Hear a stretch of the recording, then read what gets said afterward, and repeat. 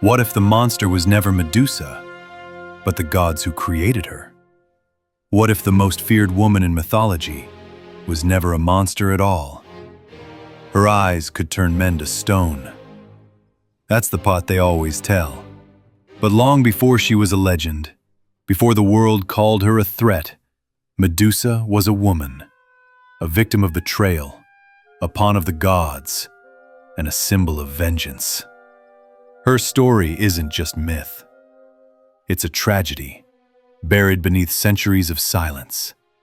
And today, we're telling the version they tried to erase. Welcome to Mythical Misfits, where the forgotten gods, the cursed mortals, and the misunderstood monsters finally get to tell their side of the story. Don't forget to hit subscribe and join the Misfit tribe for more stories the gods tried to bury. In the earliest myths, Medusa was not born a monster. She was one of 3 Gorgon sisters. But unlike her immortal siblings, Medusa was mortal. In Ovid's version, Medusa was once a breathtakingly beautiful maiden who served in the temple of Athena, the goddess of wisdom and war. She had taken a vow of chastity, as required of all priestesses. But her beauty caught the eye of Poseidon, god of the sea. One fateful day, he cornered her in Athena's temple and violated her. When Athena discovered what had happened, she did not punish Poseidon. Instead, she cursed Medusa. Her beautiful hair was transformed into a writhing nest of serpents. Her gaze, once gentle, became a weapon, capable of turning anyone who looked into her eyes to stone. This punishment wasn't justice. It was a betrayal. It placed the blame on the victim. Athena, perhaps trying to preserve the sanctity of her temple or assert divine control, turned a survivor into a symbol of terror. This part of the story illustrates the recurring theme in mythology and history, where women are blamed and punished for the violence inflicted upon them. Medusa's transformation was not her downfall. It was the erasure of her humanity. Banished and cursed, Medusa fled to the ends of the earth. She found refuge in a desolate cave where no one dared follow. But she was not safe. Warriors and kings, lured by the promise of glory, hunted her. They believed slaying the Gorgon would prove their strength, but Medusa never sought vengeance. She only wished to be left alone. Her curse became her armor. Those who came with swords turned to stone, victims of their own aggression. She was not the villain. She was the warning. This phase of Medusa's life represents isolation and survival. She did not strike out to harm others. Her power was defensive. Her transformation protected her, but also made her a target. It's a powerful metaphor for how trauma survivors are feared, misunderstood, and cast out rather than healed. Enter Perseus, the so-called hero of the tale. Tasked with retrieving Medusa's head, he was aided by the gods. Athena gave him her mirrored shield. Hermes gave him winged sandals. Hades lent his helm of invisibility. Perseus traveled far to reach her lair. Using the shield's reflection to avoid her gaze, he crept close. Medusa, asleep and unaware, was decapitated. Her head, even severed, retained its power. Perseus used it as a weapon, turning enemies to stone. He later gifted it to Athena, who affixed it to her shield, the Aegis. Perseus is often celebrated, but his victory was achieved through stealth and divine aid, not bravery. Medusa was defenseless, asleep, and alone. Her death was not heroic. It was a calculated act of violence against someone who had already suffered deeply. Medusa's death became another tool in the arsenal of war. Her power was stolen and weaponized, yet no one mourns the woman she had once been. Her image was used to inspire fear, but never to inspire compassion. This is a tale of conquest, not justice. So who was Medusa really? A monster created to be feared, or a victim, reshaped by myth to hide a deeper injustice. Over time, the myth of Medusa evolved. In classical art and literature, she was depicted as a terrifying creature, her hair a nest of snakes, her eyes capable of turning men to stone. But as centuries passed, and as cultural lenses shifted, thinkers, especially feminist scholars, began to ask new questions. Why was Medusa punished for something done to her? Why was the victim turned into a villain? In the Roman poet Ovid's version, Medusa was once a mortal woman, beautiful, devoted, and pure. She served as a priestess in Athena's temple, a sacred space that demanded chastity. But then Poseidon, god of the sea, saw her, desired her, and in an act of violence, he defiled her inside that very temple. Instead of punishing Poseidon, the gods punished Medusa. Athena, enraged at the violation of her sanctuary, turned Medusa's beauty into a curse. Her hair became serpents, her eyes became weapons, her existence became solitary, monstrous. And yet, in that transformation, something else emerged: power. She could no longer be touched, no longer be used. Her gaze, feared by all, was a shield forged from pain. Her body, once a site of vulnerability, became untouchable. She was feared because she could no longer be controlled. This shift in interpretation reframes the entire myth. Medusa wasn't a villain, she was a symbol. Her so-called monstrosity was born from punishment, but it also gave her freedom. In her cursed form, she became what the gods and men feared most: a woman who could not be broken. And for many modern readers, she embodies something painfully familiar: the experience of being blamed for trauma, of being cast out for surviving, of being reshaped by the violence of others, and then hated for the shape you took. Her isolation is no longer just banishment, it's the silence imposed on those whose truths are too uncomfortable. Her gaze doesn't just petrify, it confronts, challenges, refuses to be unseen. Medusa becomes more than myth, she becomes metaphor. For every woman who has been violated and then silenced. For every survivor who was told to be quiet, to disappear, to not make others uncomfortable. Her legend reveals how ancient systems protected power and punished vulnerability. And yet, in her monstrous form, Medusa finds agency. Her rage is no longer shameful, it is survival. Her fearsome power isn't villainous, it's her boundary. This reinterpretation reflects a broader cultural shift. As society becomes more conscious of structural injustice, we begin to question the old stories. We look again at who the monsters were and why they were feared. Medusa, once a simple cautionary tale, now stands as a complex figure, part victim, part survivor, part symbol of resistance. Her image, once a warning, becomes a banner. She has been reclaimed in art, in literature, and in activism as a guardian and a mirror. She protects, she reflects, she resists.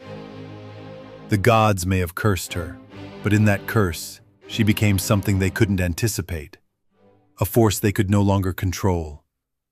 She reminds us that pain can become power, that silence can be broken, and that no one gets to define your story for you, not even the gods. In this light, Medusa is no longer just a relic of mythology. She is alive in every voice that was once ignored, in every woman punished for her pain, in every survivor who turned her suffering into strength. Her legend no longer ends with her death at Perseus's hand, because long after she was slain, her story kept growing, becoming not just about fear, but about truth. Not just about curses, but about what we do with them. In Medusa, we see the price of injustice, but also the transformation that comes after. She is not evil. She is the consequence of what happens when power refuses to listen. And her eyes, those deadly eyes, don't just petrify, they force the world to look back. Why Ovid told Medusa's story this way. So, by now, we've told the story. Medusa, once a mortal woman, turned into a monster not by choice, but by punishment. Violated by Poseidon, cursed by Athena, and remembered not for her pain, but for her power. But here's the real question. Why did Ovid, the Roman poet who gave us this version, tell her story this way? Why not keep her as just a villain? Why turn the monster into a victim? Let's unravel this. 1. Ovid, poet of metamorphosis, poet of resistance. To understand why Ovid told Medusa's story the way he did, you have to understand who he was. Ovid was no ordinary Roman poet. He was the outsider, the misfit, the man who lived just on the edge of acceptability. At a time when the Roman Empire was promoting strict moral codes, especially for women, Ovid was writing about desire, the trail, transformation, and transgression. His greatest work, Metamorphoses, is a sweeping epic filled with stories of gods and mortals whose lives change in unexpected, often painful ways. And in those stories, Ovid does something rare. He doesn't just show transformation, he questions it. He asks, why does power demand change? Why does pain become punishment? A myth rewritten from monster to meaning. Before Ovid, Medusa was already known in Greek myth, one of the 3 Gorgons, and the only mortal one. In most early versions, she's simply a creature to be defeated by the hero Perseus. No past, no story, just a head to be cut off and carried away. But Ovid disrupts that. He rewinds time and says, wait, what if this monster was once a woman, a priestess, a victim? In Metamorphoses, he tells us that Medusa was raped by Poseidon in Athena's temple, and instead of defending her, Athena curses her. Her beauty becomes a curse, her gaze becomes deadly, her body becomes a weapon and a warning. And he doesn't glorify it, he doesn't justify it, he just tells it, which in itself is radical. Because sometimes the most powerful thing you can do is tell the truth without dressing it up. 3. Transformation as trauma and survival. It's important to see Medusa's transformation for what it is, a mythic metaphor for trauma. She's punished not just for what was done to her, but for being the evidence of it. Her curse makes her untouchable. Her gaze, which once held beauty, now petrifies. It's a physical manifestation of the emotional distance and fear that often surrounds trauma survivors. And in this light, Ovid doesn't make her a villain. He makes her something far more complicated. A woman who has been wronged, silenced, and transformed, yet who still holds power. Not the kind she asked for, but the kind she needed to survive. 4. Critique hidden in plain sight. Let's not forget, Ovid wasn't just telling stories. He was living in the court of Emperor Augustus, Rome's morality police. Augustus believed in restoring traditional values, chastity, obedience, and social order, especially for women. And here's Ovid, writing about women punished for sex they didn't choose, gods behaving like predators, and power being wielded without justice.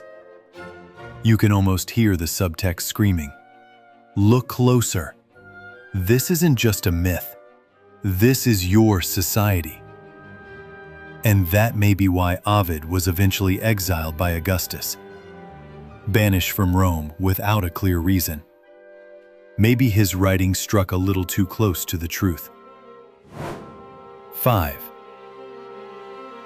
Medusa's legacy and her reclamation.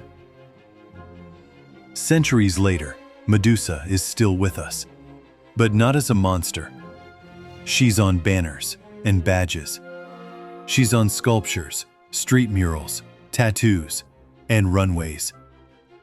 Her image has been reinterpreted by feminists, survivors, and artists as a symbol of power reclaimed. In 2018, a statue was unveiled in Manhattan, Medusa holding the head of Perseus. Not as revenge, but as justice reimagined. Her story speaks to anyone who has ever been silenced, blamed, or twisted into something they never asked to be. 6. Myth, gender, and who gets to tell the story. This isn't just about Medusa. It's about the storytellers and who they choose to center. In early myths, the spotlight is on Perseus, the heroic slayer. But Ovid moves the light. He lingers, just for a moment, on the girl before the snakes. And that moment matters. Because when we stop to ask who gets to be the hero and who gets cast as the monster, we start to see how mythology reflects more than ancient belief. It reflects our values, our fears, our biases, and sometimes our cruelty. 7. So why did Ovid tell it this way? Because he saw the truth hiding in the legend. He saw that sometimes monsters are made by fear, by shame, by those unwilling to look at what really happened. Ovid's Medusa isn't a horror story. She's a history lesson. A lesson about what happens when the powerful rewrite pain as evil. When they curse the victim to protect the guilty. When they demand silence instead of justice. Today, Medusa's image continues to evolve. She's a symbol of rage, of trauma, and of survival. In literature, in protest art, in fashion, she has been reclaimed. She no longer exists merely as a monster to be slain. Instead, she is seen as a woman whose voice was taken, but whose legacy speaks louder than ever. Perhaps the most haunting truth of all is this: Medusa was never the monster. She was made into one. But now, we tell her story differently. Medusa's myth reaches a powerful turning point, not an end, but a reawakening. Her story, once locked in ancient stone and myth, is being cracked open and reshaped. No longer is she confined to the role of villain. In modern culture, she has become a symbol of reclamation, of voice, strength, and survival. This shift reflects how societies are re-evaluating old narratives, especially those involving female suffering and silenced trauma. Medusa now stands for empowerment. Her story has been adopted by activists, artists, and writers who see in her a shared history of being wronged and then reshaped into something fearsome, not by choice, but by circumstance. In reclaiming Medusa, we confront the way history demonizes women who resist, who survive, or who simply refuse to be broken. Her redemption is not about undoing her pain, it's about owning it, transforming it, and rising with it. Medusa's story is not just an ancient myth, it's a mirror, a reflection of how we treat women, survivors, and anyone forced into silence. She may have been cursed, hunted, and killed, but in truth, Medusa was never the monster. She was made into one. Now, we reclaim her. Not as a symbol of fear, but as a symbol of strength. If this story made you think differently about the myths we're told, share it. Pass it on. Because the more we look deeper, the more we can reshape the stories that shape us. Leave a comment. Was Medusa a monster or a misunderstood survivor? Subscribe for more mythologies reimagined through a modern lens. Like and share if you believe some stories deserve to be told again. This time, with truth.